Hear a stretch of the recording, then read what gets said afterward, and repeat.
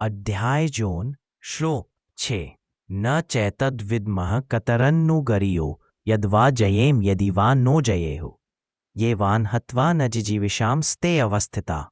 प्रमुखे धार्तराष्ट्र है, जीत ले या वे जीतेंगे यह भी नहीं जानते, और यदि हम इन्हें मार भी दे तो भी हम जीना नहीं चाहेंगे, क्योंकि ये हमारे ही स्वजन धृतराष्ट्र के पुत्र हमारे सामने खड़े हैं। इस श्लोक से सीख, जब मन भ्रम और दुख से भर जाता है तब सही गलत का निर्णय करना असंभव हो जाता है। उलझन का पहला संकेत मनुष्य भविष्य की दिशा खो देता है। यह श्लोक बताता है कि स्पष्टता हमेशा शांत मन में जन्म लेती है, न कि भावनाओं से भरे मन में। अध्याय 2 श्लोक 7 कार्पण्य दोषोपहत स्वभावः पृच्छामि त्वां धर्म सम्मूढ़ चेता यत् श्रेयस्यान निश्चितम ब्रूहि तन्मे शिष्यस्ते हम शाधी माम त्वाम। अर्थ, अर्जुन कहता है, हे कृष्ण, मेरा स्वभाव दुर्बलता और करुणा के दोष से ढक गया है। मेरा मन धर्म के बारे में भ्रमित हो चुका है, इसलिए मैं आपसे पूछता हूँ, मेरे लिए वास्तव में क्या कल्याणकारी है? कृपया स्पष्ट बताइए। आज से मैं आपका शिष्य हूँ, कृपया मुझे मार्ग दिखाए। इस श्लोक से सिख, जीवन का सबसे बड़ा परिवर्तन तब होता है जब मनुष्य स्वीकार करता है कि उसे मार्गदर्शन चाहिए। यह श्लोक अर्जुन के भ्रम से समर्पण तक के बदलाव को दर्शाता है। सच्चा ज्ञान तभी प्राप्त होता है जब हम अहंकार छोड़कर सीखने की इच्छा रखते हैं।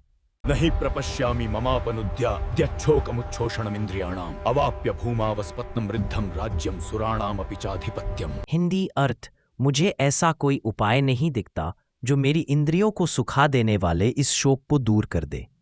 चाहे मैं पृथ्वी पर निष्कंटक समृद्ध राज्य पालूं या फिर देवताओं का भी आधिपत्य क्यों न मिल जाए। इस श्लोक से सीख, असली समाधान भीतर से आता है।